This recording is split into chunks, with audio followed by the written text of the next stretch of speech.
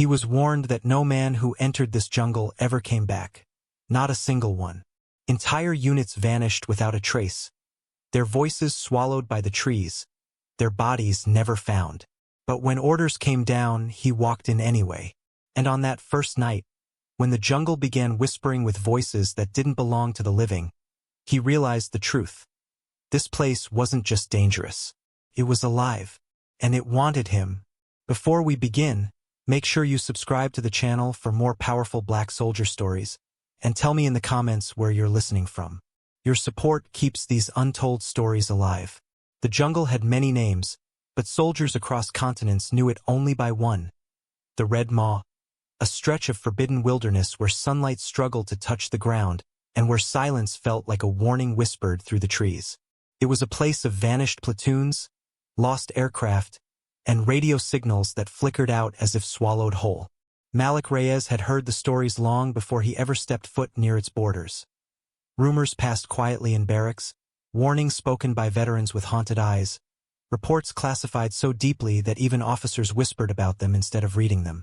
But on a fog-choked morning beneath a bruised gray sky, those whispers became his reality. Malik and his elite reconnaissance unit stood in formation as their commander briefed them on a mission no one wanted.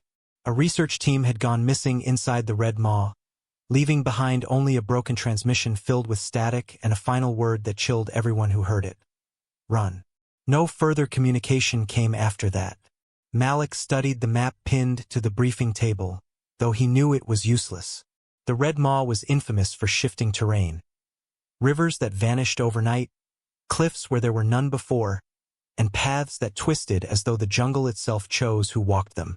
Still, orders were orders. The higher-ups wanted them to locate the team, recover any surviving intel, and extract before nightfall. Simple on paper. Suicide in reality. Malik felt the familiar tightening in his chest. Not fear exactly, but instinct sharpening into something cold and alert.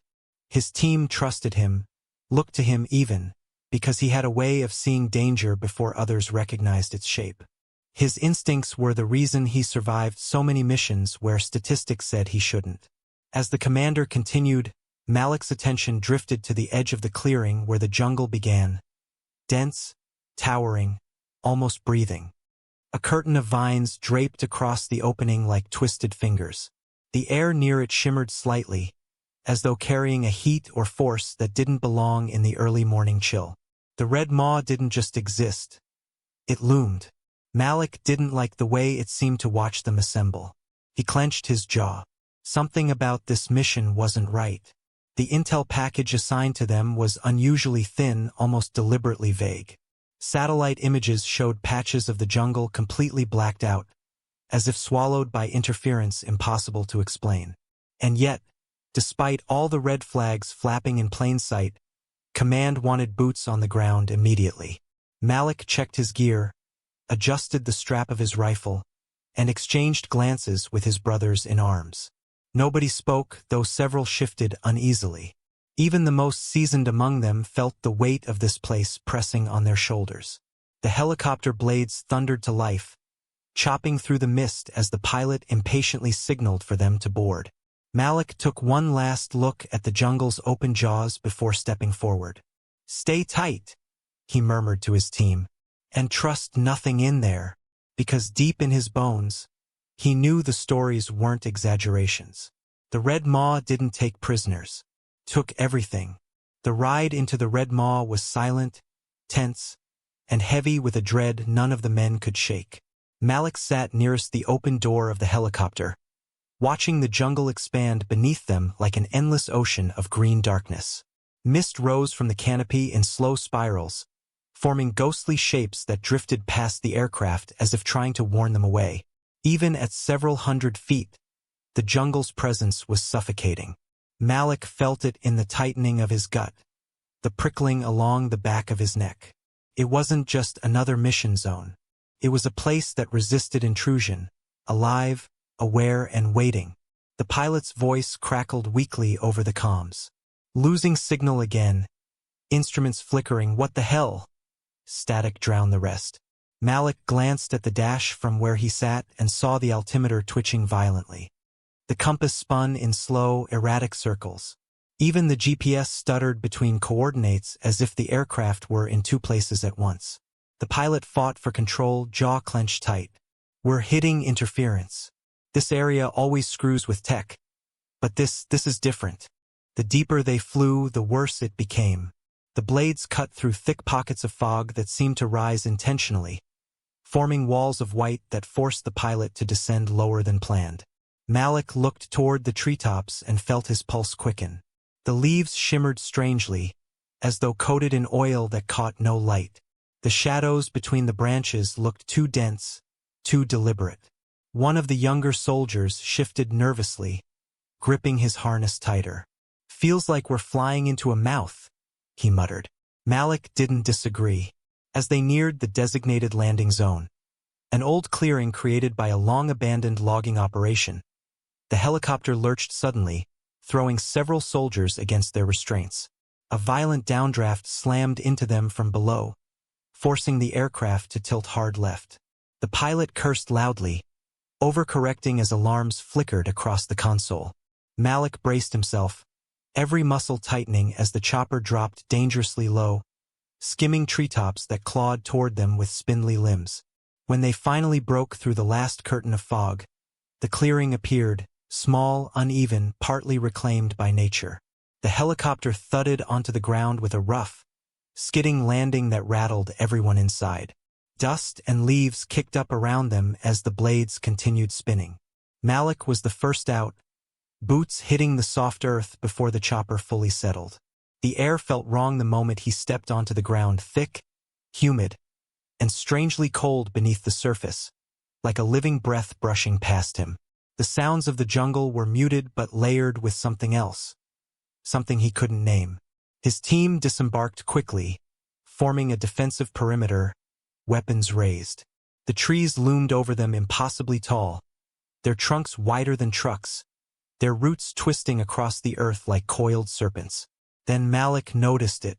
The helicopter's engines, normally deafening, sounded distant, muffled, as if the jungle was absorbing the noise. The pilot leaned out of the side door, shouting something Malik couldn't fully hear. It took him a moment to understand why. The radio interference had intensified. Entire frequencies were dead. Malik tapped his communicator. Nothing. No static. No signal. No anything. It was as if the wires had been cut. Their connection to the world severed the instant they landed. The pilot lifted off after a final hand signal, disappearing into the mist as quickly as he had arrived. Malik and his team were alone now, truly alone. And as the jungle swallowed the echoes of the departing helicopter, Malik felt the first undeniable confirmation of the stories he'd heard. Once you walked into the Red Maw, the world behind you simply ceased to exist. The moment the helicopter disappeared into the fog, an unsettling stillness settled over the clearing. A silence so complete it felt unnatural. Malik's team stood in a tight formation, scanning the treeline as if expecting something to emerge immediately. The jungle pressed inward from all sides, each towering tree casting a shadow deep enough to hide an entire squad. Malik took a step forward, his boots sinking into the damp soil, and instantly felt eyes on him. Not from his men, not from wildlife, but from something unseen that watched with intention. The air felt heavy, humid, but also strangely charged, as though an electrical current ran through the foliage. Even the leaves seemed to tremble without wind. Malik raised his fist, signaling the team to move out. They slipped into the dense brush, weapons up, eyes sharp, their footsteps muffled by layers of decaying vegetation. The deeper they went, the more distorted the environment became. Vines twisted in unnatural spirals, some stretching across the path like skeletal arms. Patches of moss shifted under their feet, releasing a faint glow when pressed. After 20 minutes of slow progress, Malik noticed something odd. The ground ahead was disturbed, not by wildlife, but by boots. He knelt to inspect the tracks. Fresh, heavy, multiple prints. A mixed group, roughly 8 individuals. The missing research team? Possibly. But Malik's instincts buzzed with warning.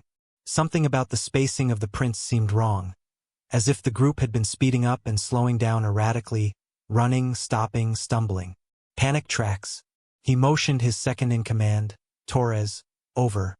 Torres squatted beside him, brows knitted. They were moving fast, he murmured. Running from something. Malik nodded but said nothing. The others grew tense as they followed the prints deeper, noticing broken branches, discarded equipment, and a torn strap from a backpack hanging from a low limb. The jungle grew darker as the canopy thickened, tightening above them like a lid shutting out the sky. Then they saw it. A set of large claw marks etched into a tree trunk. 3 deep gouges running diagonally across the bark. Malik's pulse quickened. No known predator in this region left marks like that. One soldier leaned in closer, flashlight trembling. "Sir, that's not normal." Malik didn't need confirmation. The markings were too deliberate, too precise, almost like a warning. They continued moving, but the deeper they ventured, the more the forest seemed to shift around them. The trees grew closer together, trunks twisting toward the center of the path as if forming a cage. The roots grew thicker, rising from the ground like ribs of some giant buried creature. Malik checked his compass again. Still spinning. His map showed nothing in this area except blank green, but the jungle seemed alive, reshaping itself with each step. Then came the first sound, not loud, but unmistakable. A rustle, not from an animal, not from wind, but from something moving with intent. Malik raised his hand and the team froze. Every man listened. Another rustle, then a soft, clicking noise, like stones tapping together. It echoed through the trees, repeating rhythmically, drawing nearer. Torres shifted uneasily. "Sir, something's tracking us." Malik's jaw tightened. Whatever was following them wasn't rushing, wasn't charging. It was studying them, stalking them with intelligence. He signaled the team to tighten formation. The jungle around them thickened until even the air felt difficult to breathe. Something in the Red Maw knew they were here, and it was already deciding what to do with them. The farther the team moved into the Red Maw, the stronger the sense of wrongness grew.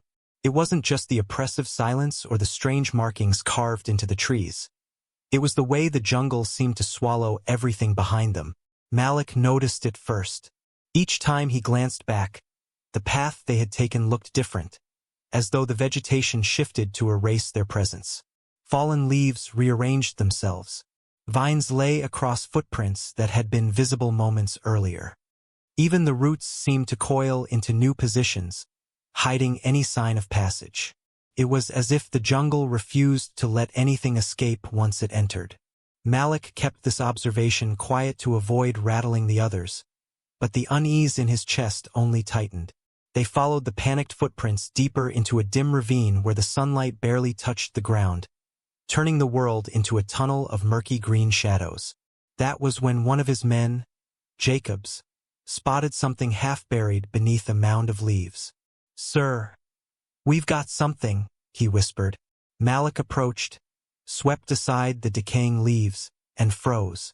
It was a boot, standard-issue military, but the foot inside it was gone. The leather edges were shredded, the material torn by something with unnatural precision. As he picked it up, a foul metallic smell drifted into the air, blood mixed with the damp rot of the jungle floor. The others gathered around, faces tense, weapons raised a little higher. Malik tossed the boot aside and scanned the forest. Nothing moved, nothing breathed. The silence felt deliberate, like the jungle was listening. They continued forward, the tracks becoming more erratic as though the missing team had begun scattering in panic. A broken helmet lay off the trail, its visor cracked and smeared with dried blood. A few steps later, they found a radio, its casing melted as if exposed to intense heat. Torres crouched beside it, brow furrowed. "This wasn't dropped," he said quietly. "This was destroyed." Malik didn't respond. His mind was already racing with possibilities that didn't make sense. As the ravine deepened, the air turned colder, dense with moisture that clung to their skin. They found more signs of struggle. Snapped branches at odd angles, torn fabric stuck in bark, drag marks in the soil, long, deep grooves as if something had pulled a body across the ground with inhuman strength. Malik felt the weight of dread settle into his gut. Whatever had happened here wasn't the result of an ambush by human forces. Something else had ripped through this unit, a force that moved fast and brutally. They reached a small clearing where the tracks abruptly ended. Malik scanned the ground, confused. No footprints, no bodies, no signs of retreat, just emptiness, as if the team had simply ceased to exist in that very spot. Then, with a slow turn of his head, Malik noticed the trees overhead, deep gouges etched high into the trunks, far above human reach. The marks formed a rough circular pattern around the clearing, as if something had surrounded the missing soldiers from above. Before he could speak, a faint sound drifted from the canopy, a wet, dripping noise. Malik stepped back instinctively as a thick drop of crimson fell from the branches and splashed onto his sleeve. Blood. Fresh. He raised his weapon, scanning the treetops where dense leaves obscured everything. But he saw nothing. No bodies. No movement. Just darkness layered over darkness. A cold chill spread through him. Something was hunting from the canopy. Something silent, intelligent, and strong enough to lift full-grown men out of the clearing without leaving a trace. Malik swallowed hard, lowering his voice to a whisper. "Stay sharp. We're not alone up there." And as the next drop of blood hit the ground, the jungle answered with a noise none of them would ever forget. A low, guttural growl drifting through the leaves, too deep to be human, too controlled to be an animal. It knew they were here, and it was letting them know the hunt had begun. Night fell in the Red Maw with terrifying speed, as if someone had snuffed out the sun rather than let it set. The transition was so sudden that Malik's team barely had time to activate their night vision gear before the jungle plunged into a darkness so thick it felt physical. The canopy overhead sealed shut, swallowing what little light remained and trapping the men under a suffocating black sky. The temperature dropped sharply, and an eerie stillness replaced the faint hum of daylight insects. It wasn't the peaceful quiet before night creatures emerged. It was the silence of a place holding its breath. Malik motioned his team into a tight defensive circle, their rifles pointed outward, their breaths shallow and controlled. He didn't trust the darkness. Not here. Not after the blood dripping from above and the growl that still vibrated in the bones of every man present. As minutes dragged on, the jungle's silence cracked open. First came a faint clicking sound, echoing through the trees like two stones striking together. Then another. Then dozens more, all around them, forming an unnatural rhythm that circled the clearing. The men exchanged nervous glances beneath their night vision goggles. The clicking grew louder, closer, then suddenly stopped. Total silence. Malik raised his hand subtly, signaling everyone to stay still. His heart hammered against his ribs. Whatever was moving out there wasn't afraid of them. It was playing with them, testing them, studying them. The jungle seemed to lean in closer, the darkness pressing against their skin until it felt like another layer of clothing. Torres moved to Malik's side and whispered, "Sir, where's Parker?" Malik's blood went cold. He spun, counting the silhouettes of his men. One missing. Parker had been standing just behind him minutes ago, exhausted but alert. Now there was nothing, no movement, no cry, no sign of struggle. Just absence. Malik fought the rising panic clawing at his throat. "Parker," he hissed quietly. No response. Malik signaled the men to tighten their formation even further. Losing a soldier without a sound meant something was close, unnervingly close. And just when the tension peaked, an agonizing scream tore through the darkness. "Parker." But the scream wasn't coming from the ground. It echoed from above, high in the canopy where no human should be. The men pointed their weapons upward, scanning the tangled branches. Malik's night vision caught a flash of movement. Something large, humanoid in shape, but wrong. Too elongated. Too fast. It clung to the branches with unnatural agility, dragging Parker deeper into the foliage. The soldier's scream was cut short with a sickening snap. Silence fell again, heavier than before. Malik's jaw tightened until it hurt. Panic rippled through the team like a slow venom. One of the younger soldiers began breathing too quickly, eyes wide. Malik grabbed him by the vest and steadied him. "Stay with me," he whispered. "We get through this together. No one runs." But even as he spoke the words, Malik knew the truth. The jungle was hunting them with precision.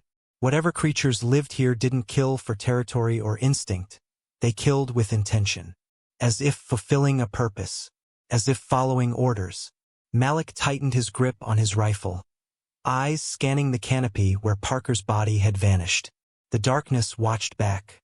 And deep within it, something moved again. Silent, patient, waiting for its next chance to strike. As the jungle swallowed Parker's final scream, Malik felt something shift inside him. Not fear, not shock, but a cold, steady tightening of resolve. The Red Maw had drawn first blood, and now the darkness pulsed with a predatory confidence. But Malik Reyes was not a man who shattered easily. He had learned long ago that terror could either break you or sharpen you. And long before he ever set foot in a uniform, Malik had been forged in a different kind of wilderness. The streets of East Briar, a forgotten neighborhood carved from concrete, rusted fences, and fractured promises. He grew up between cracked basketball courts and alleyways where trouble lurked behind every corner. His mother worked double shifts at a laundromat, leaving him to navigate a world that tested boys faster than they could grow. Malik learned early that no one was coming to save him. Not from the fists, not from the gangs, not from the cold nights when the electric company killed the lights. Survival wasn't taught in his home. It was demanded by his environment. He remembered the day everything changed. Malik was only 14 when a local dealer decided to recruit him, the same way they recruited any kid who looked hungry enough to accept a shortcut. When Malik refused, the man didn't take it lightly. He cornered Malik behind a corner store, pressuring him with threats coded in false kindness. But Malik didn't back down. He was smaller then, lean and wiry, with fists that shook even as he raised them. The dealer laughed and swung. Malik didn't remember much of the fight, only the burst of adrenaline that drowned his fear. He didn't win, not really, but he didn't break either.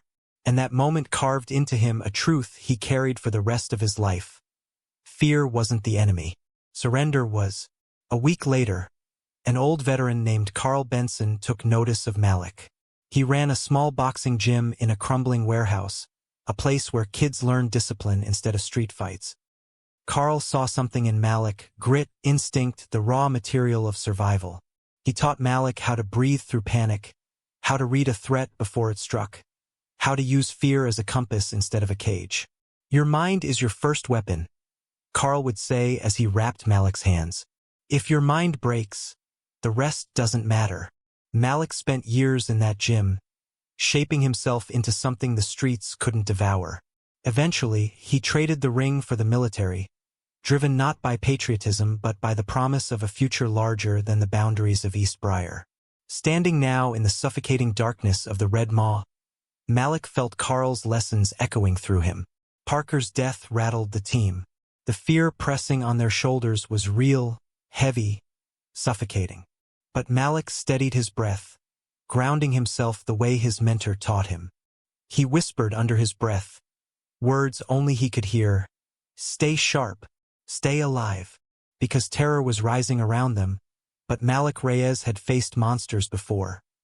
Ones made of flesh instead of vines and shadow. And he had beaten them not with strength, but with resilience. And that resilience was the only weapon he had left against a jungle that wanted to erase them all. The team tightened their formation, but every man felt the tension unraveling thread by thread. The darkness pressed in harder now, thick and suffocating, as if the jungle sensed their fear and fed on it. Malik signaled them forward, slow, controlled steps, weapons raised, eyes scanning every shadow. They had to keep moving. Staying in one place in the Red Maw was an invitation to die. The ground beneath them softened into thick mud, sucking at their boots with each step. Strange tracks appeared sporadically, deep, slender impressions unlike anything human. Some were shaped like elongated feet, others like clawed hands that had pressed into the earth with unnatural weight. Malik crouched beside one print, brushing the mud gently aside. The size alone was inhuman, nearly twice the length of a man's foot but narrow, as if the creature moved with impossible agility. Torres leaned over his shoulder, his voice barely a whisper. "Sir, what makes prints like that?" Malik didn't answer. Whatever lived here didn't belong in any natural ecosystem. Then a snare snapped shut. A metal trap, rusted but functional, whipped upward from the ground, missing one of the soldiers by inches. The team froze as the trap swung wildly, clanging against a tree trunk. Malik scanned the area, adrenaline pulsing through him. Someone had set these traps. But the research team carried no such equipment. These traps were older, covered in vines, but tensioned recently. Not abandoned, maintained. The realization hit him like a stone. Humans weren't the only ones to enter this jungle. Others had come before, and some had survived long enough to set snares. But where were they now? The trap wasn't the only anomaly. As the team continued, Malik noticed strange arrangements of stones on the ground. Spirals, circles, and lines pointing toward deeper parts of the jungle. They weren't random. They were symbols, warnings, or paths.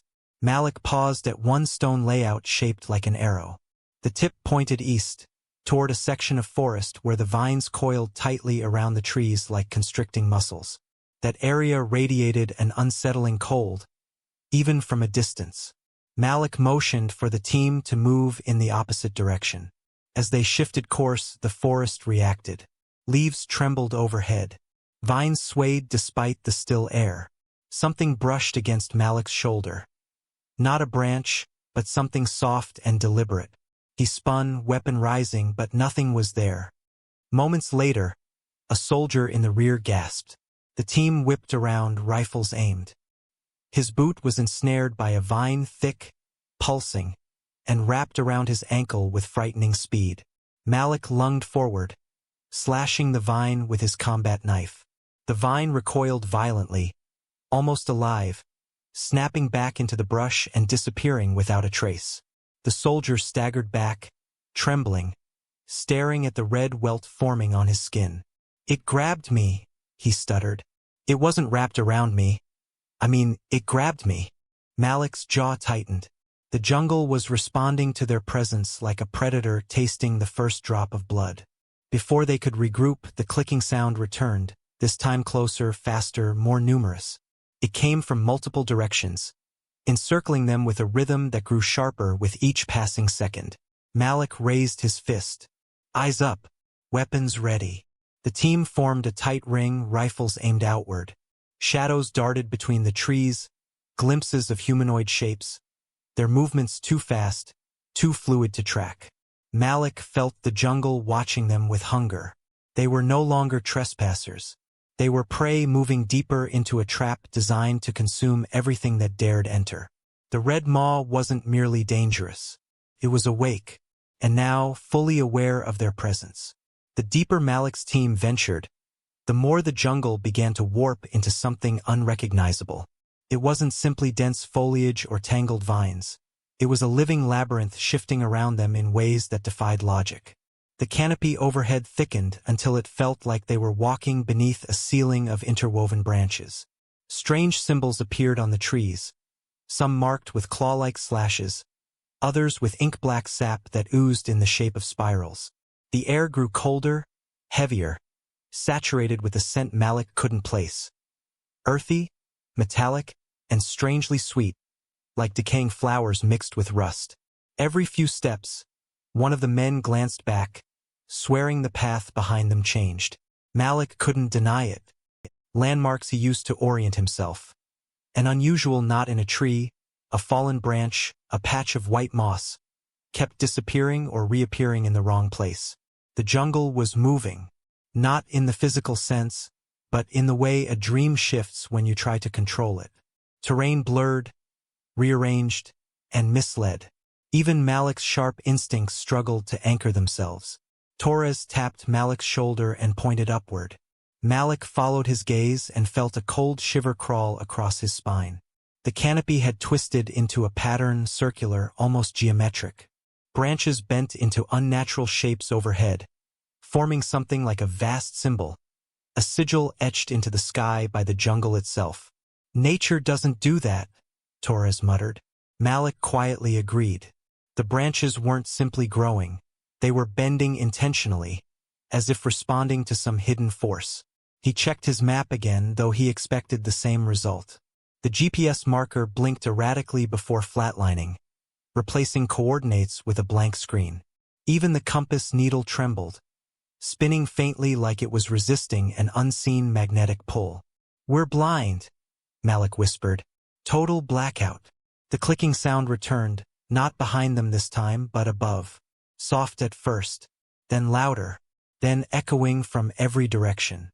The men raised their weapons, scanning the branches.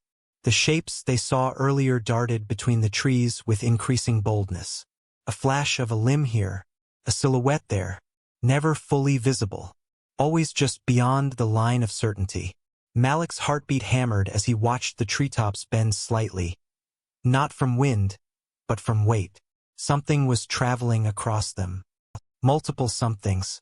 Every so often, Malik caught a glimpse of glowing eyes. Not animalistic, but intelligent, following their movements with surgical precision. Suddenly, the ground beneath them shifted. Not like an earthquake, but like the soil itself exhaled. A slow, rolling pulse traveled beneath the earth, making the roots ripple. The men staggered, some grabbing onto trees for balance. "It's alive," Jacobs whispered, voice cracking. "The ground is alive." Malik steadied himself, refusing to let panic take hold. "It's not alive," he said, though he wasn't fully convinced. "It's reacting." But reacting to what? Their presence? Their movement? Or something else that the jungle sensed long before they arrived? As they pressed forward, the forest opened into a narrow corridor of trees so tall they formed a tunnel, swallowing all sound. The clicking abruptly stopped. The sudden silence was worse. Malik felt the hair on his arms rise. This wasn't the absence of danger, it was anticipation. The jungle wasn't confused, or chaotic, or wild. It was deliberate, intelligent, watching them walk exactly where it wanted them to go. And Malik sensed, with chilling clarity, that they had just crossed into the part of the Red Maw where no map, real or imagined, could save them. The moment the corridor of trees narrowed behind them, Malik felt the atmosphere shift from eerie to predatory. The air grew thick, heavy enough to cling to their skin like damp cloth.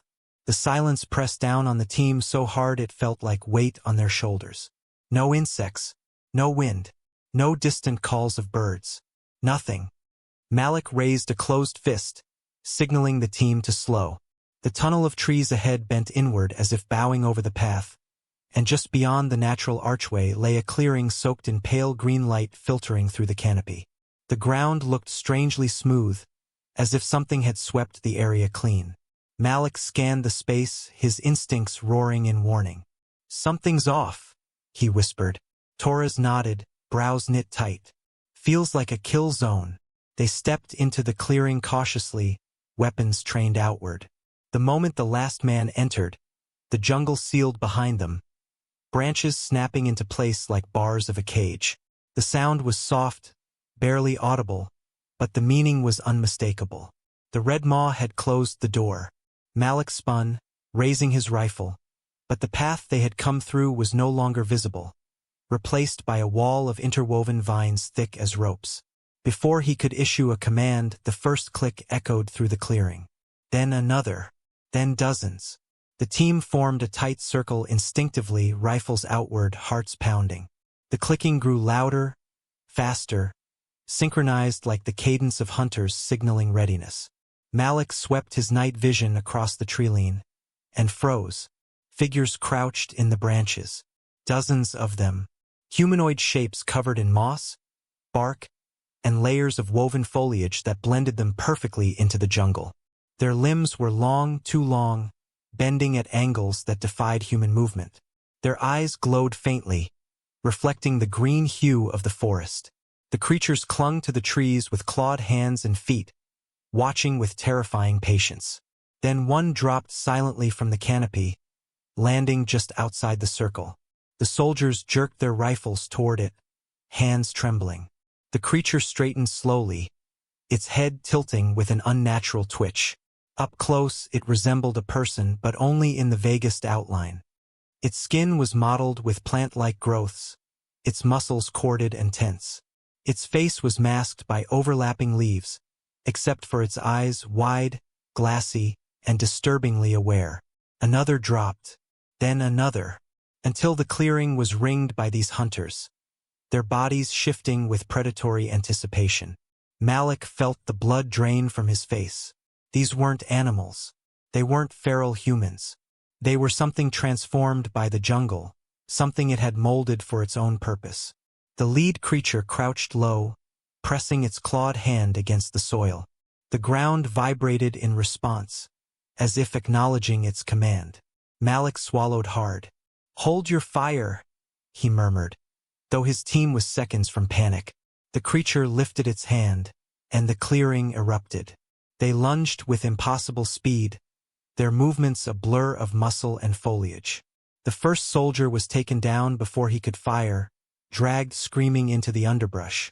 Gunfire erupted in a chaotic storm as the team fought desperately to maintain formation.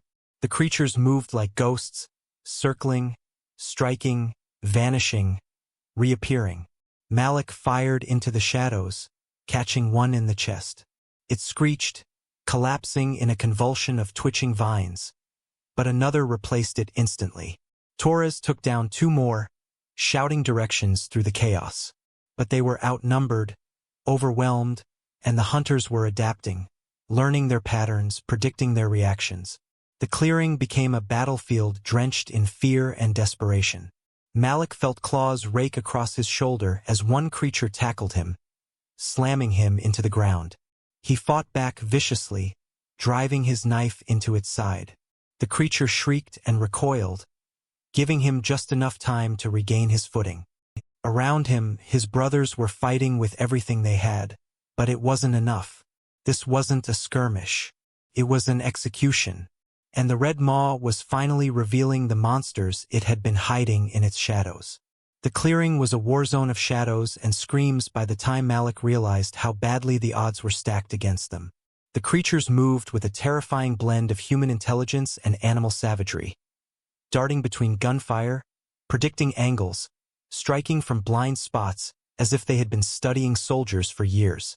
One of Malik's men fired a full magazine into the canopy, desperate and shaking, only to be tackled from above by two hunters working in eerie synchronization. Malik lunged to help, but the jungle swallowed the soldier before he could reach him, his screams fading into the darkness like they were being pulled underwater. Malik forced himself to focus.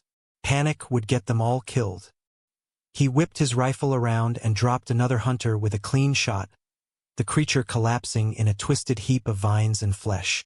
But when it hit the ground, something horrifying happened. The earth beneath it seemed to absorb the body, pulling it downward as if reclaiming its own creation.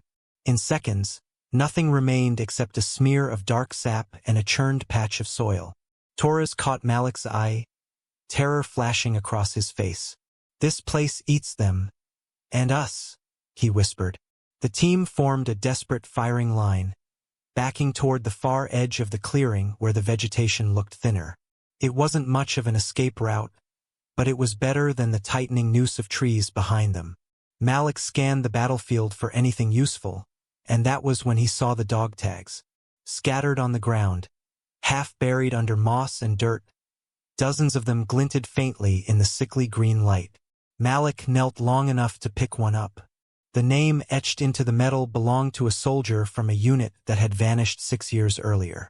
Another tag lay beside it, this one from a unit lost more than a decade ago. Malik lifted his gaze and realized the ground around him was littered with tags, broken radios, rusted knives, and fragments of old gear. A silent graveyard hidden beneath the jungle's camouflage. Every lost soldier the government claimed had died in accidents or gone missing. They had been here, and the jungle had kept their deaths a secret. Before Malik could process the truth, a hunter lunged at Torres. Malik spun and fired instinctively, dropping the creature mid-air. Torres staggered back, breath heaving, nodding his thanks. But the brief victory ended when the jungle itself answered. The clicking resumed, furious now, echoing from every direction. The remaining hunters regrouped, moving with renewed aggression. Their eyes glowed brighter, reflecting a hunger that chilled Malik to the bone. They wanted the team gone. Dead, consumed, forgotten like the others whose tags now lay scattered at their feet. A sudden tremor rolled beneath the soldiers, making the earth ripple. Vines shot upward from the ground, snatching at their boots with serpentine speed. Malik slashed one away, but another wrapped around Jacobs's leg and yanked him violently off his feet. Malik grabbed the soldier's arms, pulling with everything he had, but the vine tightened with horrific strength. Jacob screamed as the jungle dragged him across the dirt, disappearing him into the undergrowth. His shout was cut abruptly short, the silence afterward more horrifying than the scream itself. Malik stared at the spot where Jacobs vanished, his chest tightening with fury. The jungle wasn't just alive. It was an accomplice to the creatures, working with them to consume anything that entered. "Fall back!" Malik roared, firing another burst. Now! The remaining soldiers moved, stumbling through the chaos. Malik fired into the shadows to buy them seconds, his anger fueling every shot. The dog tags rattled beneath his boots as he retreated, the ghosts of lost soldiers whispering through the leaves. The Red Maw wasn't just a jungle. It was a graveyard with a mind of its own. And Malik had just learned what happened to those who never returned. The survivors stumbled out of the clearing and into a narrow stretch of jungle where the trees pressed close enough to scrape against their shoulders. Malik's lungs burned, his pulse hammering with a frantic rhythm as he steered the men deeper into the darkness.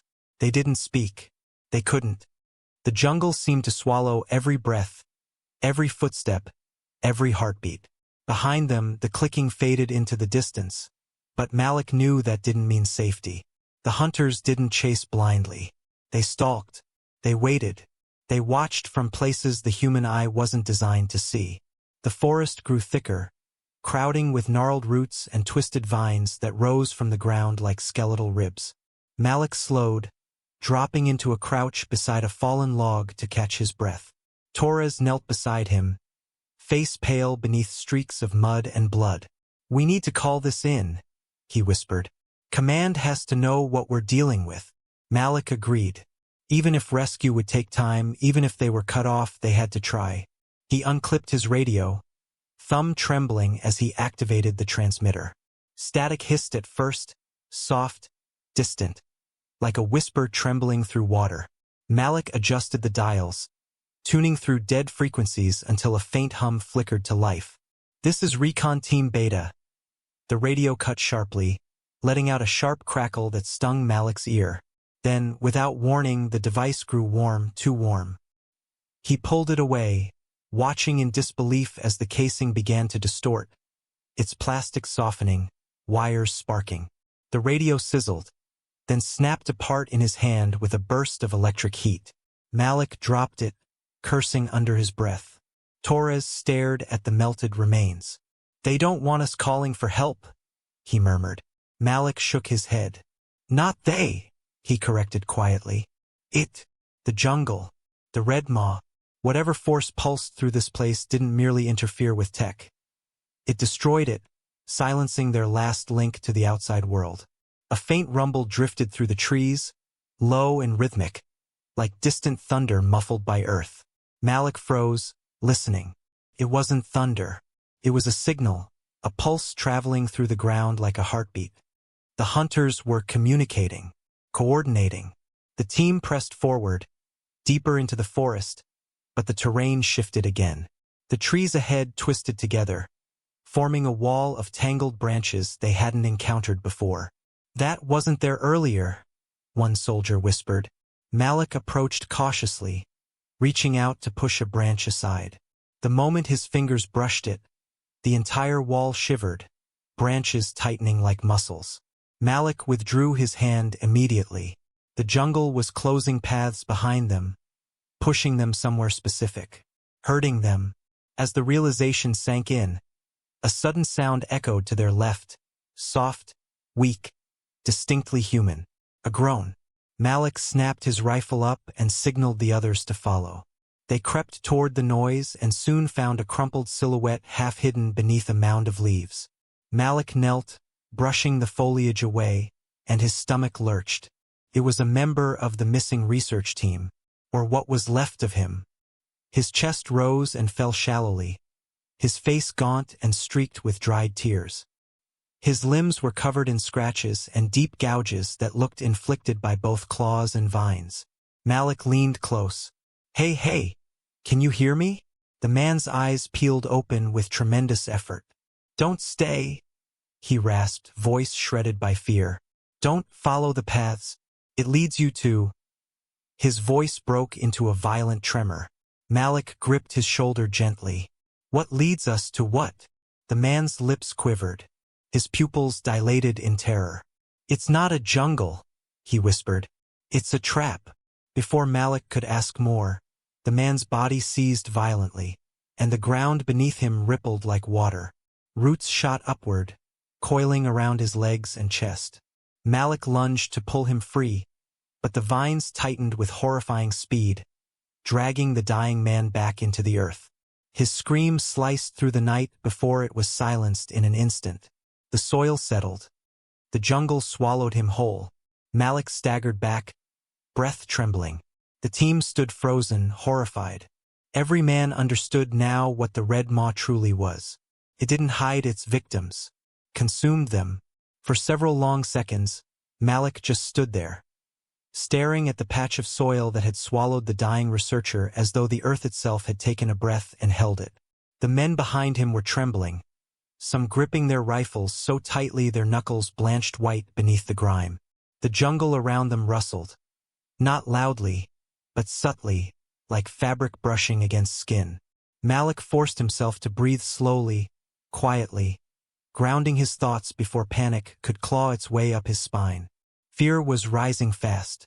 He could feel it spreading across the unit like wildfire. He knew that if he didn't steady the men now, the Red Maw would devour them one by one without ever needing to strike. He glanced at Torres, whose eyes flickered with dread. Malik placed a firm hand on his shoulder. "We stay focused," he whispered. "Fear makes us sloppy. Sloppy gets us killed." He said it calmly, but inside, he felt the same cold terror chewing at his resolve. Then a memory drifted into his mind, uninvited but welcome. Carl Benson, the old veteran, the man who had taught him to fight long before he learned to hold a rifle. Malik could almost hear the heavy thud of punches hitting worn-out leather pads in that dusty gym back home. Carl's voice echoed over the memory of boxing gloves and sweat-slick floors. "The jungle's just like the streets, kid," he once said during a training session. Malik had been barely 16, shaking after losing a sparring match. "It doesn't care about you, doesn't care about fair, but it always shows patterns. Always. Don't fight the chaos. Read it." Carl had served 2 tours in Vietnam, survived ambushes that wiped out entire squads, survived getting lost for days with only a pocket knife and a busted radio. Malik remembered one late evening when Carl sat beside him on the locker room bench, wrapping Malik's bruised hands in fresh tape. "Panic makes noise," Carl had said softly. "Noise gets you found by the wrong things. Control your breathing. Quiet your head. Your enemy can't own you if your mind doesn't break." That night played in Malik's memory with startling clarity now, cutting through the suffocating tension of the jungle. He focused on Carl's teachings, forcing his breath to steady, slowing the frantic hammering of his heart. One by one, his men unconsciously mirrored him, following the subtle cues of his calmness. Even Torres, still shaken from the creature attack, visibly steadied his grip. Malik looked around, assessing their surroundings with renewed clarity. The jungle wasn't acting randomly. It herded them with shifting paths. It silenced radios on purpose, It attacked only when they crossed certain invisible thresholds. Just like Carl said, chaos that followed a pattern. "We're not going to die here," Malik said softly, but firmly, turning to face the others. "We adapt. We think. We move smart." The men nodded slowly, latching onto his certainty like a lifeline. Even in the darkness, Malik's presence grounded them, reminding them they weren't helpless prey. Not yet. He scanned the terrain, studying the vines that lay flat across the ground now, as if the jungle was pretending to sleep. It wasn't sleeping. It was waiting, watching, measuring their next move. Carl's voice whispered again in Malik's mind. "Behind enemy lines, your mind is your compass, even when the world tries to break it." And right now, in a jungle that devoured every man who entered, Malik knew that his mentor's lessons were the only reason they still had a fighting chance. With Carl's voice steadying his thoughts, Malik pushed the team onward, deeper into the Red Maw's suffocating maze. The air grew colder as they approached a patch of forest where the trees twisted into towering pillars, their branches merging overhead like the ribs of some colossal creature. The humidity dropped sharply, replaced by a sharp, almost metallic chill that prickled along Malik's skin. Ahead, the terrain dipped into a natural basin of tangled vines and roots so thick it looked like a living web. Malik halted the team with a raised hand. Something about the shape of the land felt wrong, not dangerous in a human sense, but in a primal, instinctive way that made his pulse tighten. "We need height," he whispered. "Visibility." Torres followed his gaze upward to the massive banyan tree dominating the center of the basin.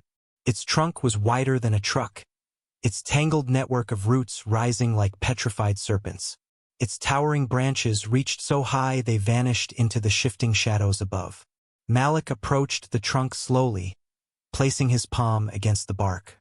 It felt cold, unnaturally cold, like touching the surface of stone pulled from deep underground. But it was solid, stable.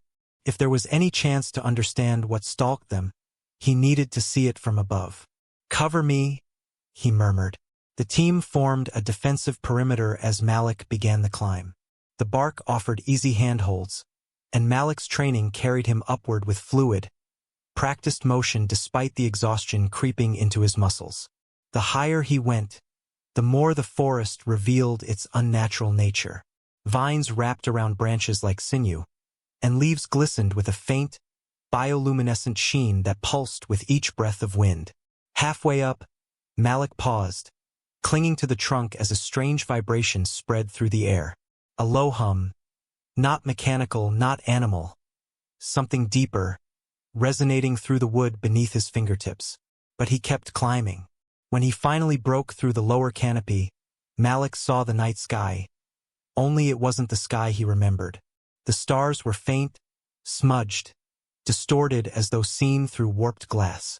Clouds drifted in unnatural patterns, swirling above the jungle in slow, deliberate spirals. But the most chilling sight lay below. From his vantage point, Malik could see the Red Maw stretching in all directions, a sea of shifting shadows. And moving within that sea were hundreds of hunters. Their figures darted between trees, forming coordinated patterns like predators communicating silently across vast distances. Some climbed the canopy with impossible speed, leaping from branch to branch. Others knelt, pressing their hands into the soil, sending vibrations through the ground that spread like ripples. They weren't scattered. They weren't random. They were organized. A network. A hive. The jungle wasn't a battleground. It was a system, and the hunters were its instruments. Malik's breath caught as he noticed something else. Paths. Invisible from below, they formed intricate shapes when viewed from the tree. Patterns in the layout of vines, trees, and clearings. They resembled symbols he'd seen carved earlier, but now they made sense. They were boundaries, triggers, areas designed to funnel intruders deeper into danger. His team hadn't been moving freely. They had been guided, herded like prey toward something central, something important, something the jungle was guarding. Then a branch above him creaked. Malik spun, rifle raised, but there was nothing there. Only leaves swaying in a wind he couldn't feel on his skin. He started to descend when a faint glow caught his eye, a set of eyes watching him from a nearby tree. White, reflective, intelligent. The creature crouched silently, its body blending perfectly with the bark. Malik's heart tightened. It hadn't attacked. It was studying him, learning him, testing him. And as Malik began his descent, he realized something chilling. If the hunters were watching instead of attacking, it meant the jungle was saving him for something worse. By the time Malik's boots touched the ground again, a cold tremor had settled deep in his bones. Not from the climb, not from exertion, but from what he had seen above the canopy. The Red Maw was not a maze. It was a living trap with rules, pathways, and a mind. And the hunters were not acting alone. They were part of something larger, something ancient, something that observed from every root and branch. Malik looked at his men, their eyes already shadowed with exhaustion, fear, and the weight of losses they hadn't even had time to process. He opened his mouth to speak, but the words stuck in his throat. How could he explain that the jungle itself was the architect of their suffering? That they were walking through a designed labyrinth meant to drive them toward some unseen end? He swallowed hard, forcing his thoughts into order. "We move," he finally said. "Quiet, controlled. We stick tight." The team nodded, trusting him even as their surroundings whispered the opposite. As they advanced, the air thickened again, becoming damp and warm like the breath of a giant creature. Malik's vision swam at the edges, fatigue and dehydration bleeding into his awareness. At first, he thought the faint murmurs were distant insects. But soon the whispers grew more distinct, low, wavering echoes that rippled through the trees as though voices were drifting through the foliage. He stopped, pulse quickening. The sounds were hauntingly familiar. When one whisper brushed past his ear, he felt his stomach clench. It was a voice he recognized. Jacob's. Another whisper passed, Parker. Then more voices joined, overlapping, drifting between branches like lost souls calling his name. Malik spun, lifting his rifle, breath trembling. Torres stepped up beside him, eyes wide. "Sir, you hear that too?" Malik nodded. They all heard it. The jungle was speaking in voices of the dead. The whispers grew louder, clearer, morphing into full sentences. "Help! Why didn't you save me?" "Malik!" His chest tightened painfully. He knew these were illusions, phantoms born from the Red Maw's toxic spores, fear, and stress. But knowing did nothing to numb the sting. The men shifted uneasily, haunted by the familiar voices of brothers torn from their ranks. One soldier began muttering frantically, shaking his head as though trying to silence the voices inside it. Malik grabbed him by the vest, pulling him close. "Listen to me," he said firmly, locking eyes with him. "It's not real. This place wants us to break. Stay with me. Breathe." The soldier nodded weakly, tears shimmering in his eyes, but Malik could tell the jungle had already begun burrowing into their minds. A few paces later, Malik felt a sharp ache in his ribs. At first, he thought it was exhaustion, but then came the heat. A burning, crawling heat spreading beneath his skin like fireflies trapped under his flesh. Poison? Infection? He grimaced, pushing through the pain, but it worsened with every breath. His skin prickled, his pulse fluttered, and his vision blurred. The jungle seemed to sway around him, the trees bending into shapes that resembled twisted faces. Some screaming, some weeping, some smiling with cruel indifference. Malik blinked rapidly, trying to anchor himself, but the hallucinations came heavier, thicker. The shadows moved with purpose. The roots writhed like snakes.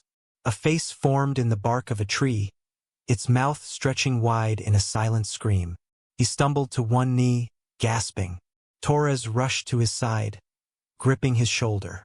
"Malik, talk to me." Malik clenched his teeth, forcing himself back to his feet. "I'm fine," he lied, even as the jungle whispered another lie into his ear. "You won't make it out. None of you will." The voices, the visions, the heat beneath his skin. It was all part of the Red Maw's assault. It wasn't enough to kill the body. It wanted to break the mind first.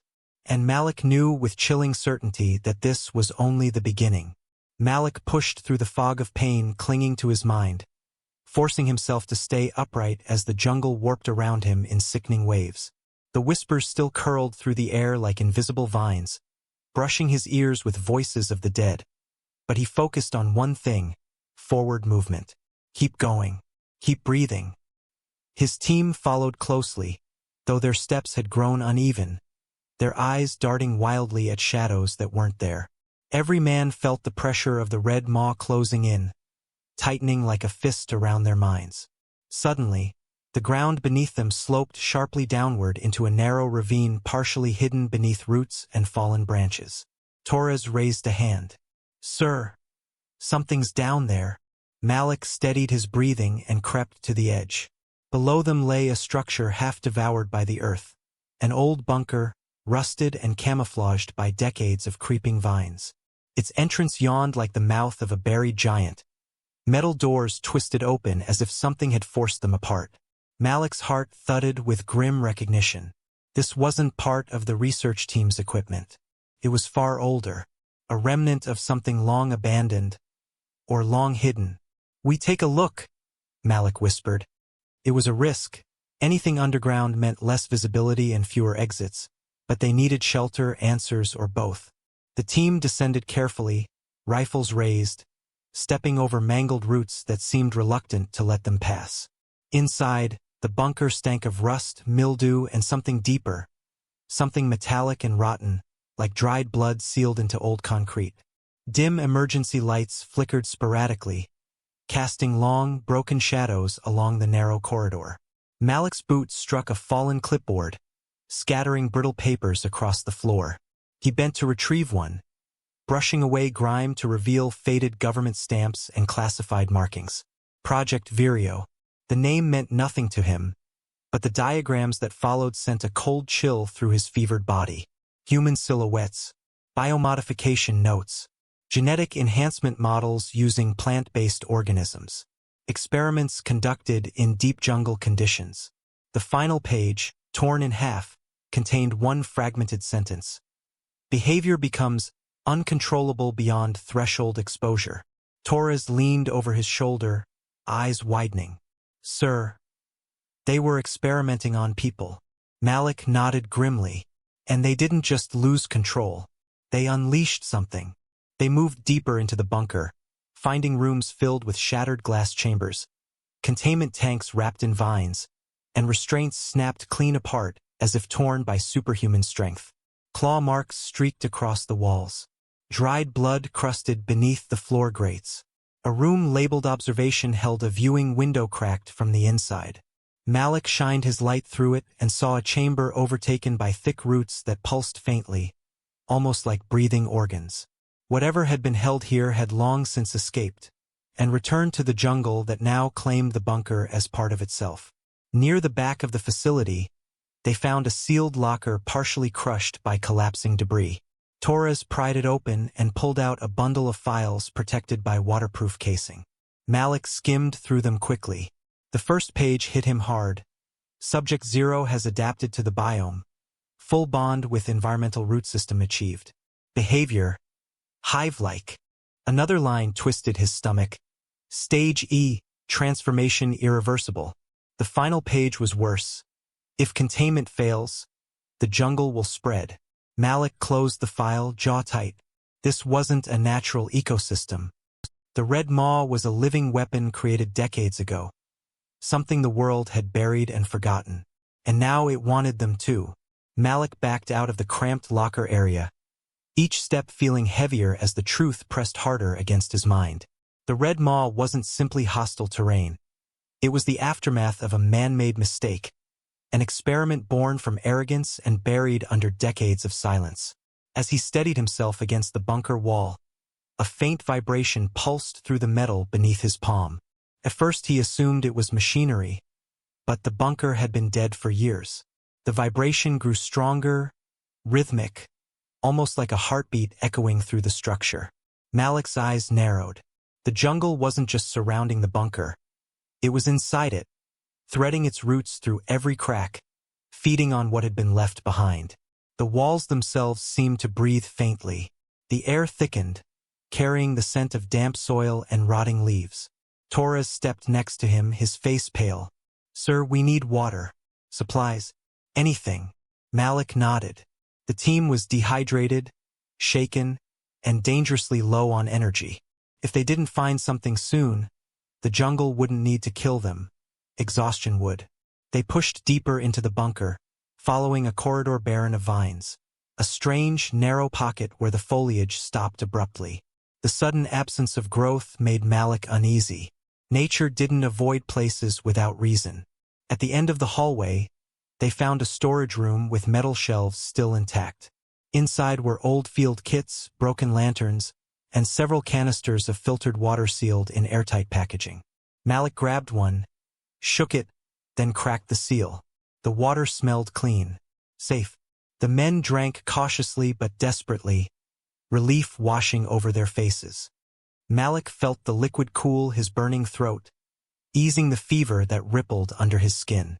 Then he found a small metal case containing medical supplies, antiseptic, bandages, and emergency injectors ranging from pain suppressants to antitoxins. Malik applied antiseptic to the claw wounds on his shoulder, wincing as the sting shot up his spine. The infection's burn dulled slightly, and the fog in his mind lifted by a fraction. But their moment of relief didn't last. A metallic clang echoed from somewhere near the bunker's entrance. Malik froze. The others stiffened, gripping their rifles. Another sound followed. A dragging noise, slow and deliberate, like something massive sliding across concrete. Malik extinguished the small light they'd been using, plunging the room into darkness. The dragging grew louder, heavier. Then came a wet thud, followed by the unmistakable clicking they'd heard in the jungle. The hunters were inside. Malik gestured silently, directing the men into positions behind shelves and overturned crates. The corridor outside the storage room flickered with faint green light, bioluminescent vines crawling along the floor like probing fingers. The clicking intensified, echoing through the hall. Malik crouched low, every muscle rigid. He could feel the jungle's presence in the air, as if the vines themselves were sniffing for them. A shadow passed by the doorway, tall, hunched, limbs bending at impossible angles. Its breath rasped softly, accompanied by the faint rustle of leaves shifting across its skin. Malik held his breath, tightening his grip on his rifle. The creature paused, head tilting as if listening to the heartbeat of the bunker itself. For a moment, Malik feared his own pulse might give him away. Then the creature moved on, its clicking fading into the deeper parts of the facility. Malik exhaled quietly, but he knew this was only a temporary reprieve. They were trapped in a steel tomb with beasts that could hunt in absolute silence. He signaled the team and whispered, "We're moving. Out the back. Now." Because if they stayed in the bunker any longer, the jungle wasn't going to wait for them to step outside. It was coming in to claim them. The back corridor of the bunker was narrower than Malik expected, barely wide enough for two men to walk shoulder to shoulder, and the air hung thick with the smell of rust and damp stone. The emergency lights overhead flickered weakly, illuminating the path in frantic bursts. Each flicker cast long, quivering shadows that made the walls seem to shift and breathe. Malik led the way, stepping softly, listening for any hint that the hunters had doubled back. Every sound echoed unnervingly. The scrape of boots against metal, the soft clink of gear brushing against equipment, the shallow breaths of terrified men trying their hardest not to breathe at all. The deeper they went, the more the bunker's structure deteriorated.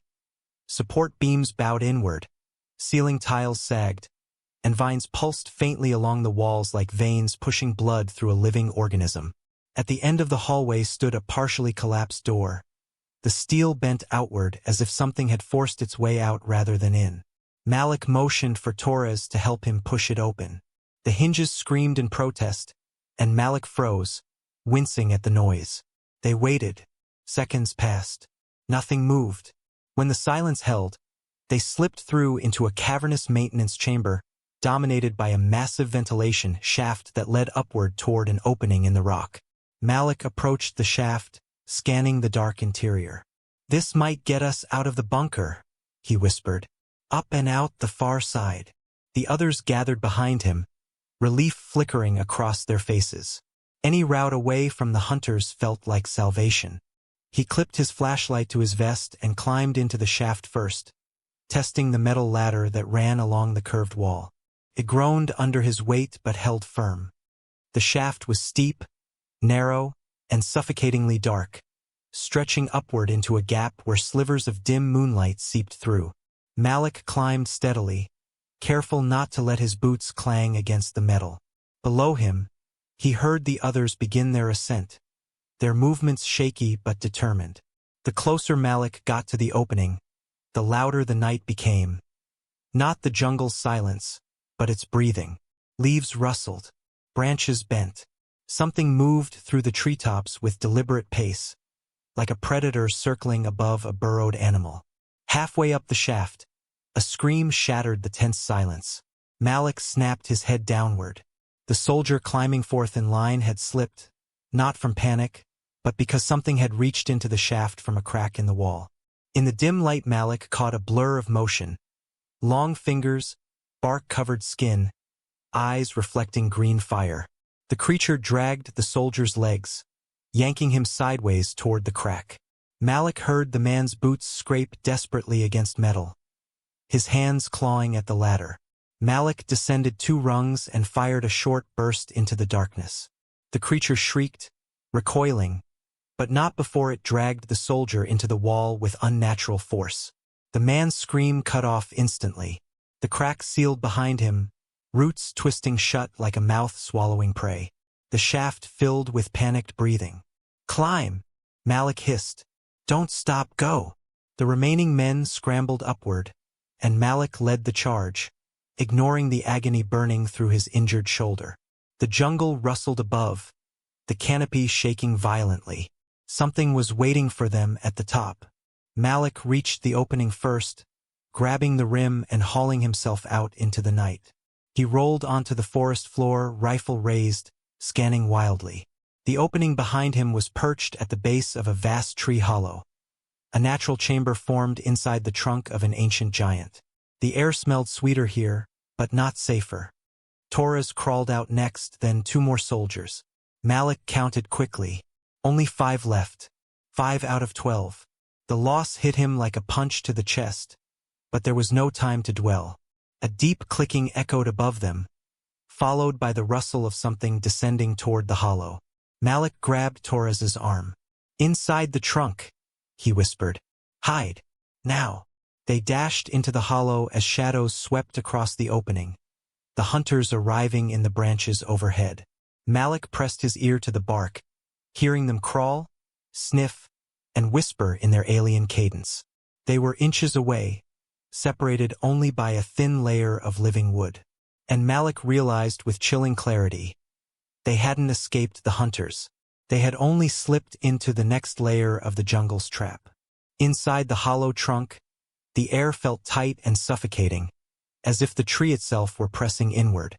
Malik forced the others deeper into the darkness, guiding them away from the narrow slit of moonlight that still bled through the opening above. The interior walls were rough, lined with ridges like ribs, and the earthy scent of sap choked their nostrils. Malik crouched low, resting one palm against the ground. It trembled faintly with movement from above, soft, deliberate motions as the hunters crawled across the branches. The clicking sound pulsed through the wood, turning the trunk into an echo chamber of alien communication. Torres whispered, "They're tracking us, like they can smell our fear." Malik didn't answer. He feared Torres was right. And worse, this jungle had ways of amplifying fear until it became something physical, something it could follow. Minutes slipped by like hours. The hunters lingered, their silhouettes shifting at the rim of the hollow, casting twisted shadows down into the darkness. Then one leaned over the opening, its elongated arm reaching inside just far enough that Malik could see the bark-like texture stretching across its skin. The creature's fingers flexed, claws scraping lightly against the inner wall. Malik held his breath, feeling the men beside him stiffen, their terror spreading like wildfire. The creature paused, listening. Its head turned slightly, as though deciphering heartbeats hidden in the dark. Malik whispered in his mind, "Slow your breathing. Quiet your chest." A lesson Carl Benson had drilled into him. Stillness became their shield. For a moment, Malik hoped it would be enough. Then he heard it, his own heartbeat, pounding too loudly in the confined space. The creature twitched. Its fingers stretched further. Malik reached down, grabbed a handful of soil, and tossed it to the far right corner of the hollow. The faint patter of dirt caught the creature's attention. Its head jerked toward the sound. A low growl rolled from its throat. Malik used those precious seconds to signal the men deeper into the trunk, squeezing between thick roots that curled like ancient bones. The hunters clicked frantically overhead, confused but not fooled. They knew prey was close. The jungle began to respond to their agitation. Roots shifted subtly beneath Malik's boots, tightening around the hollow's edges like a noose beginning to form. As they squeezed through a narrow gap between the roots, Malik's mind began to fracture under the pressure. The hallucinations returned, not softly, but violently. Faces appeared in the darkness ahead. Grotesque, twisted versions of his fallen men. Their mouths stretched open in silent accusation. "You left us. You should have died instead." Their eyes glowed faintly, like embers trapped in skulls. Malik blinked hard, trying to shake the visions away, but they clung to his mind with hooks of guilt. Torres grabbed Malik's arm, snapping him back. "Sir, you're bleeding." Malik looked down and realized blood dripped from a cut on his forearm he hadn't noticed. The wound pulsed with a faint green glow. Poison. The jungle had infected him. The hallucinations intensified. He saw his mentor Carl, or something wearing Carl's face, standing among the roots. "You can't save them, Malik," the apparition whispered, voice distorted. "None of you make it out. The jungle keeps what it takes." Malik staggered back, chest heaving. He felt the weight of despair dragging him toward collapse. The jungle wanted him broken, wanted him to give up, wanted his mind hollow before it consumed his body. But Malik clenched his fists, grounding himself in pain. "Reality is pain," Carl had once said. "Illusions can't hurt you unless you choose to believe them." Malik forced a slow breath, shaking the vision off. The ghostly Carl flickered and vanished. Malik turned to his men, voices trembling behind him. "Keep moving," he whispered. "Don't trust anything you see.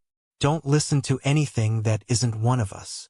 Behind them, a sharp screech ripped through the canopy. The hunters had found the hollow's entrance. Wood splintered as claws tore into the trunk. They weren't hiding anymore. They were running again, through a maze that wanted their minds shattered before it claimed their bodies.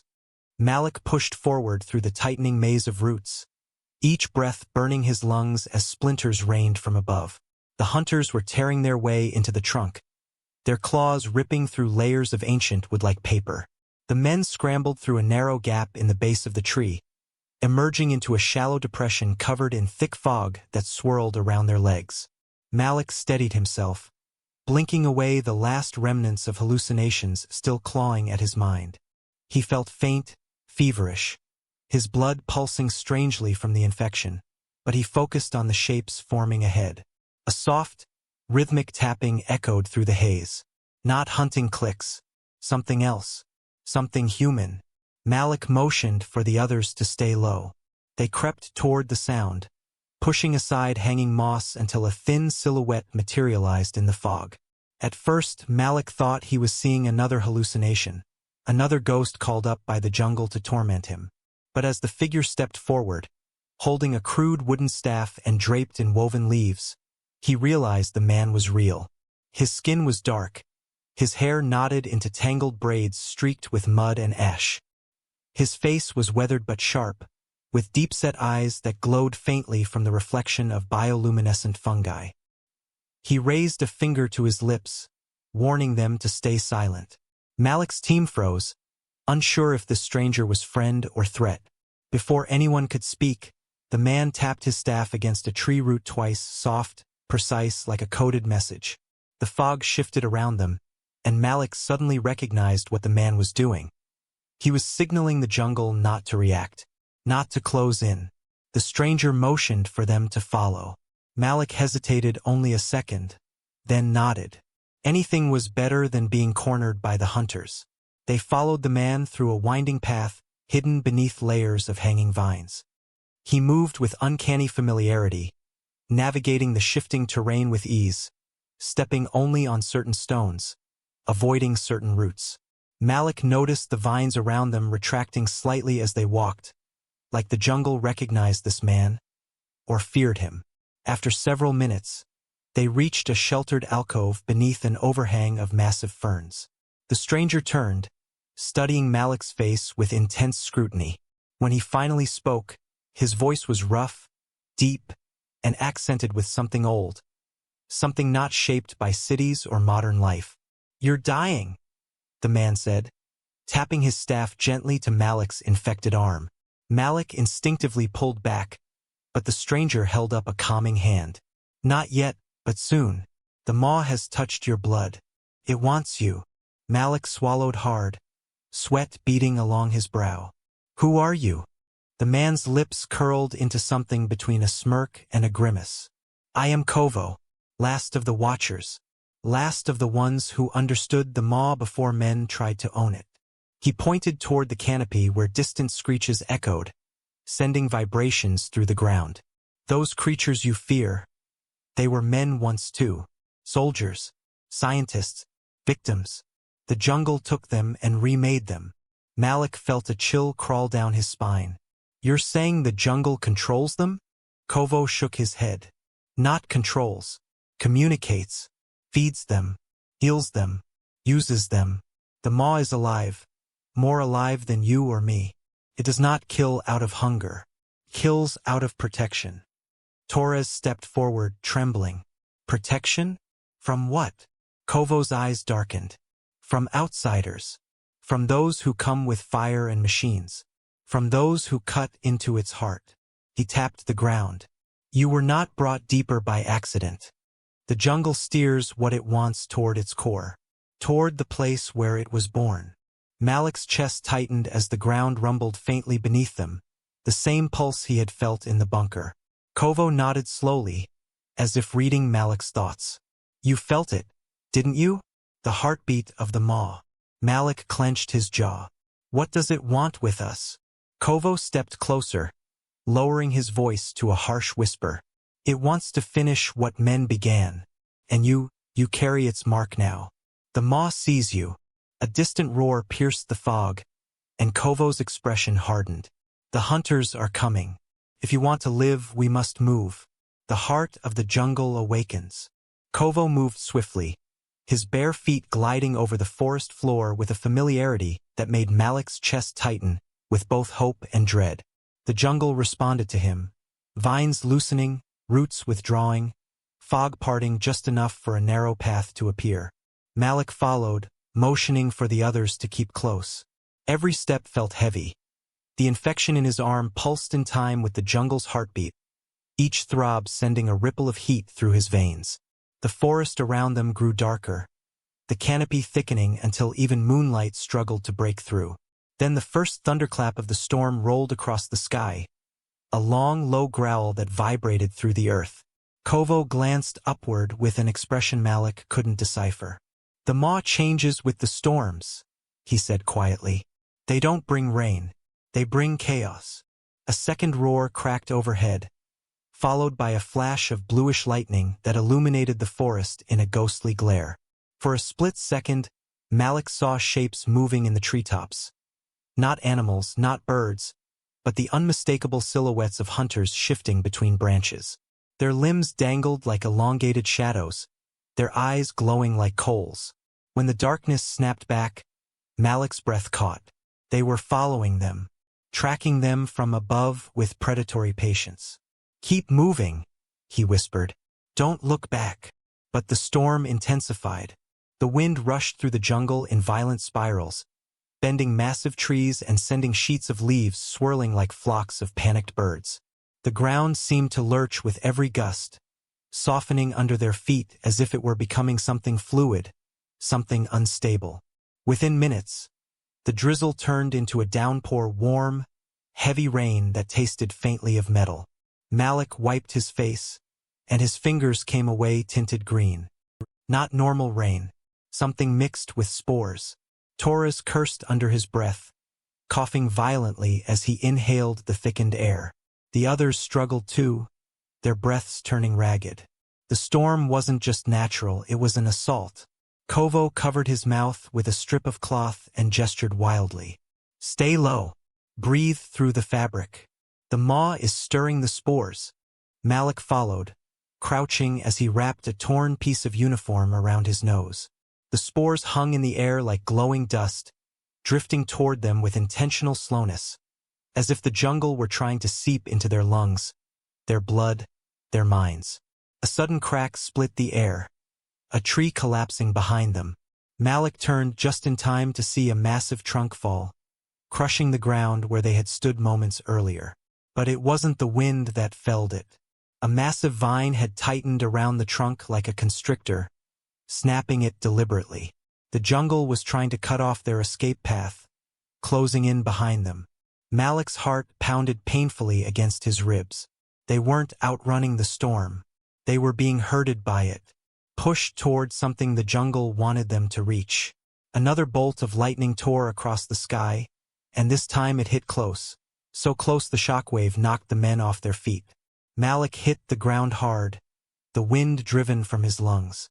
As he pushed himself up, dazed, he spotted something through the flashing light, silhouettes emerging from the rain-soaked fog ahead. But they weren't hunters. They were something worse. The jungle parted slightly around them, as if granting passage. Tall, twisted shapes, larger than any hunter they had seen. Their bodies wrapped in layers of bark-like armor, their eyes glowing brighter than the others. Kovo hissed sharply. "The elders." Malik swallowed hard, gripping his rifle. "Elders." Kovo nodded. "The first ones taken. The strongest. The Maw's chosen guardians." Malik's blood ran cold. The storm surged again, shaking the forest with deafening force, and the elders stepped forward in unison, towering figures cutting off the path ahead. Malik realized with brutal clarity that the storm wasn't just weather. It was the jungle's war drum, beating to summon everything it commanded. And the Maw was calling its greatest monsters to finish the hunt. The sight of the elders froze Malik where he stood. They were massive, nearly 8 feet tall, with limbs wrapped in hardened layers of bark and muscle.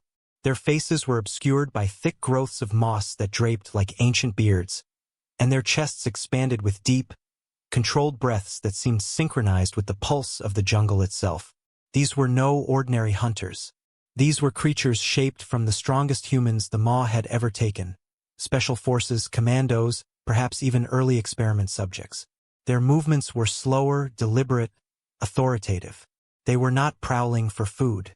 They were guarding something. And now they were blocking Malik's only path forward. Kovo took a step back, gripping his staff tightly as thunder boomed overhead. "Do not fire," he whispered urgently. "Violence here will awaken the heart." Malik glanced at him sharply. "They're already awake." Another bolt of lightning carved the sky, illuminating the elders' bark-like armor in a shimmering blue glow. One elder raised an arm, thick as a tree branch, and pointed at Malik's group with a slow, deliberate gesture. The ground trembled beneath their feet as vines rose from the soil, poised like snakes waiting for a signal.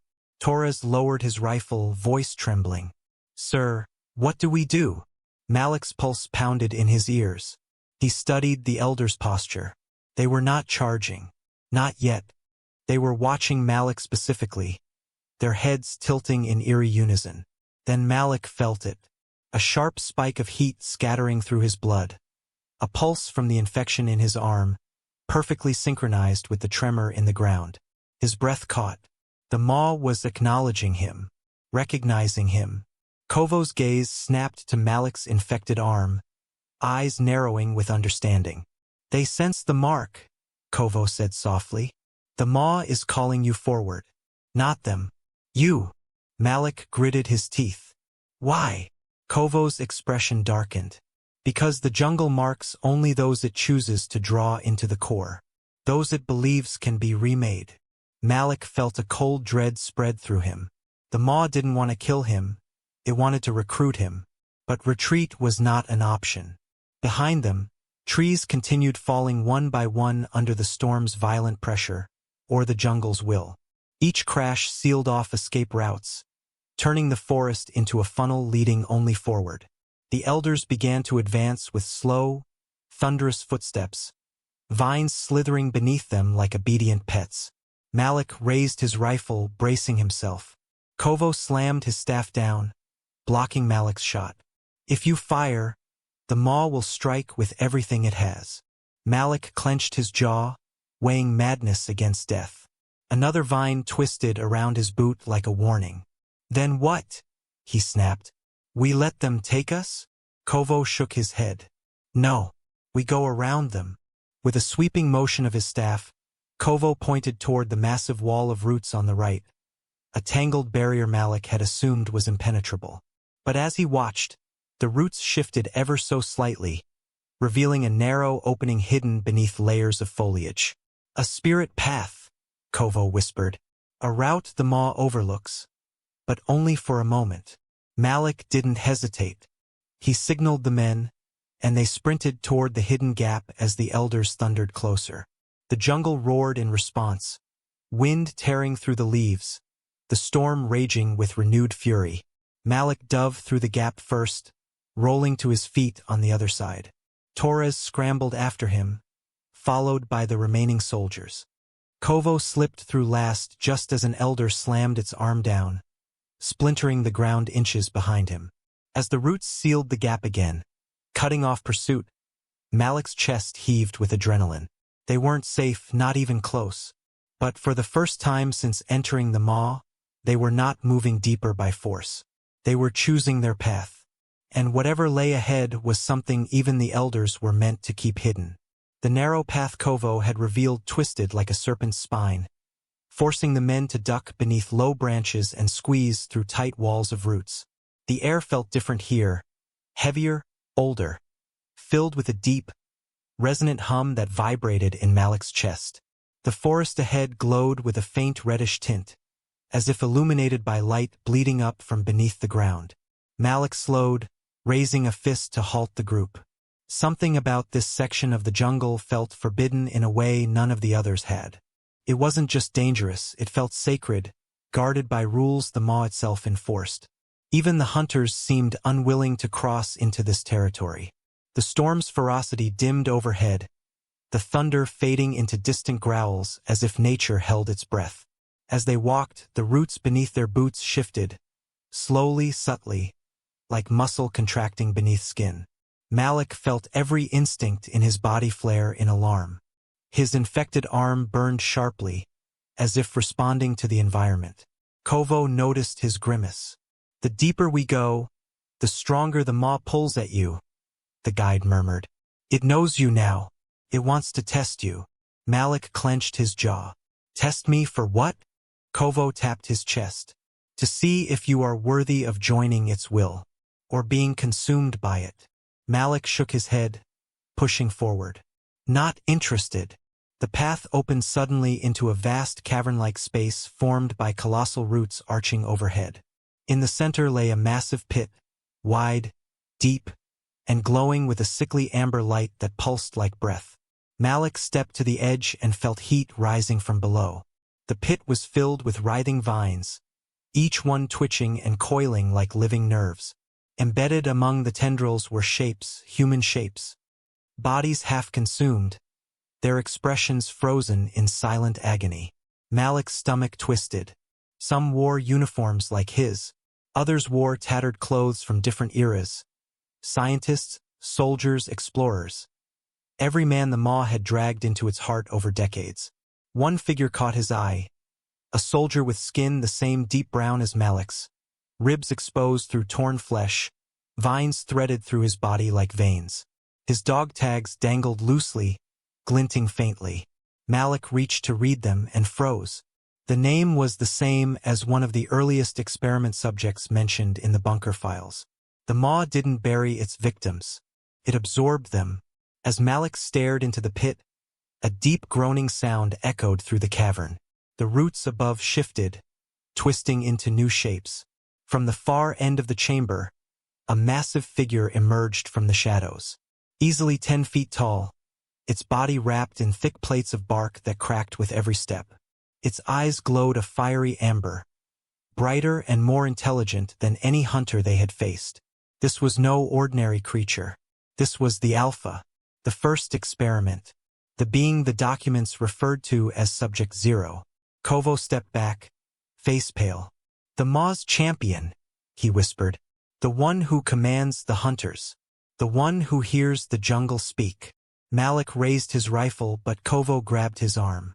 "Bullets will anger it, but fire can make the Maw recoil." Malik felt a spark ignite inside him, not of fear, but defiance. His men, exhausted and terrified, gathered behind him. The Alpha roared, a deep, earth-shaking bellow that rattled the roots above and sent dust raining from the canopy. Malik spotted dry bark clustered at the pit's edge, pieces of brittle vines scattered nearby. An idea formed. Dangerous, desperate, but their only chance. "We're not dying here," he muttered. "We're ending this." With the Alpha charging and the jungle trembling in anticipation, Malik made his move. Not to flee, but to turn the Maw's own heart into a battlefield.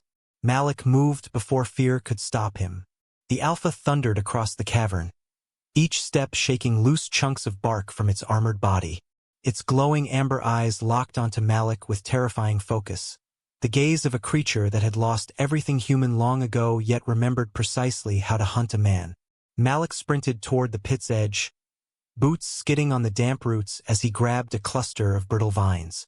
Torres shouted his name, but Malik ignored him, striking the vines against the sharp edge of a broken root until sparks flickered.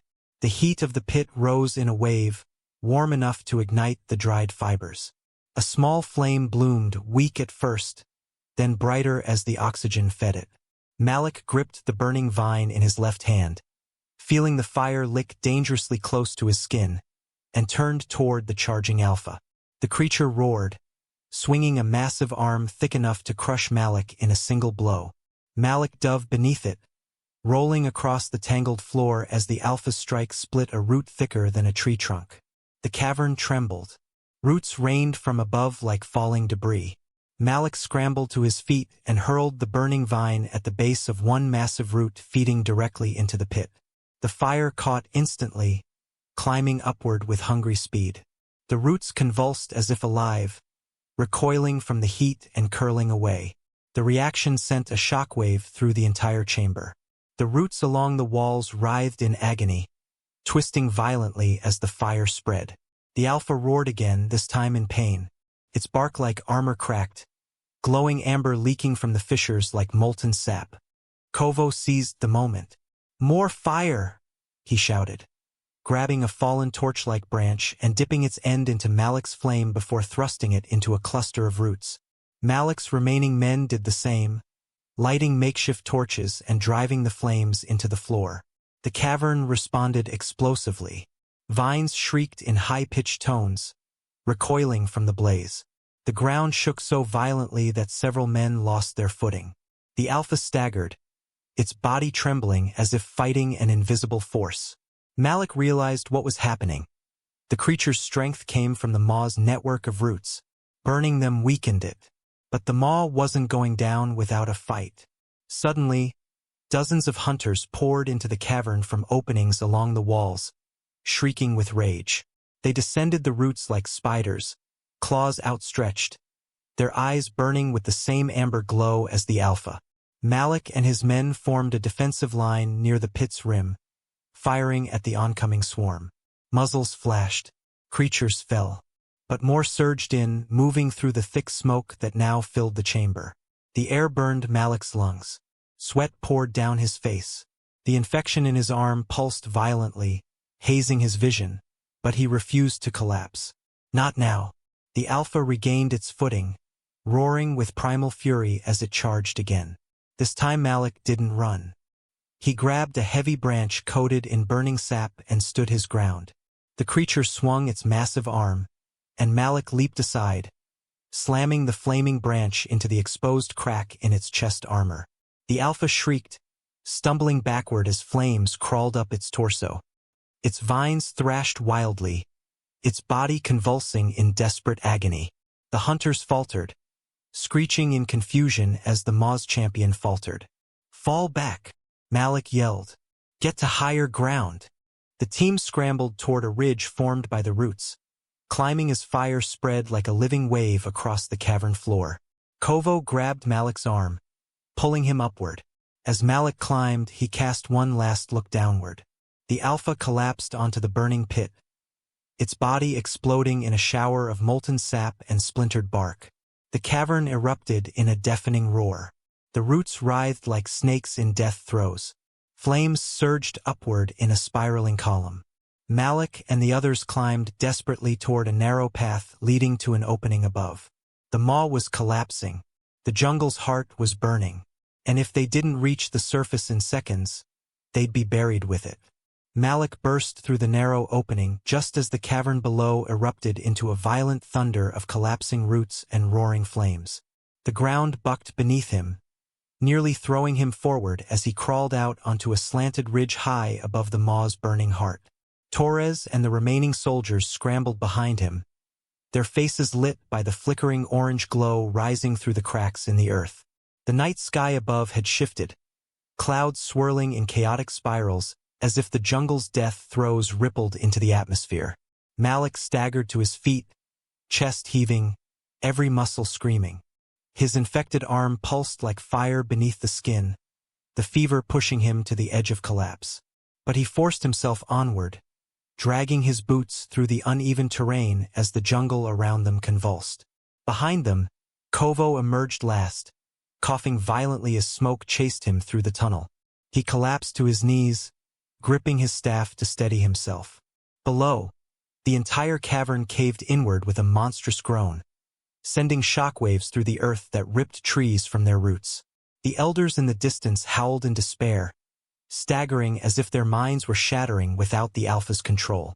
Hunters scattered chaotically through the canopy, their once unified coordination dissolving into frenzied panic.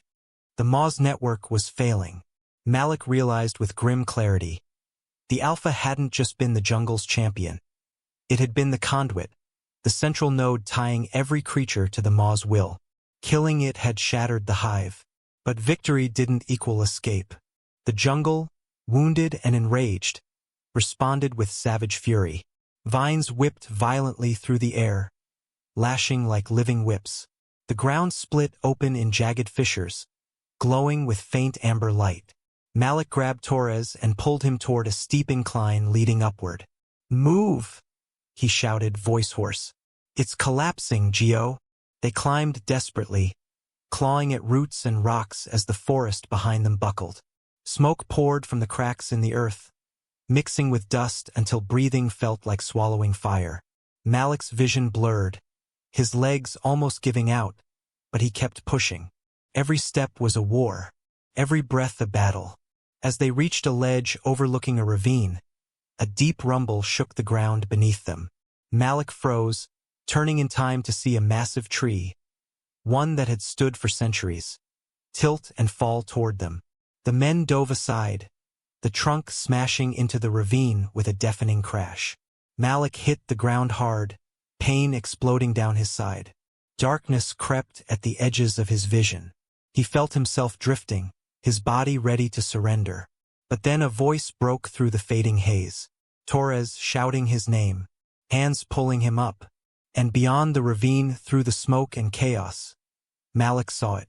A faint glow cutting through the trees. Light. Real light. The world beyond the Maw. The men stumbled toward it, half running, half falling as the jungle roared behind them. When they finally broke through the treeline, collapsing onto an open slope of mossy earth, the sudden rush of cool, untainted air hit Malik's lungs like salvation. Above, the moon shone clearly for the first time since they entered the Maw. Behind them, the jungle writhed, trees bending, roots curling, shadows twisting, as if the entire forest were screaming. But it no longer reached for them. They were out. Malik lay on his back, staring at the sky as the fever inside him finally loosened its grip. Helicopters appeared minutes later, drawn by the seismic readings of the collapse, unaware of the nightmare below. His vision dimmed, but he forced his eyes open one more time. The men were safe. The Maw was wounded, and the truth, its truth, now lived in someone who survived. As the medics lifted him into the helicopter, Malik felt the jungle's final whisper brush against his mind. Not with menace, but with warning. You burned the heart, but roots run deep. Then everything went black. But Malik Reyes, the black soldier who walked into a jungle where no man returns, had made it back. And the world would finally hear what the Red Maw truly was. If you made it to the end of the story, thank you for staying with us through every twist of the Red Maw. Malik Reyes' journey reminds us of the courage, resilience, and unbreakable spirit carried by black soldiers whose stories are too often forgotten or never told at all. If you want more powerful, cinematic stories like this, stories of survival, truth, and the strength carved into men who refuse to break, make sure you hit that subscribe button right now. And before you go, drop a comment below and tell me where you're listening from. Your voice helps keep these stories alive, and I'll see you in the next one.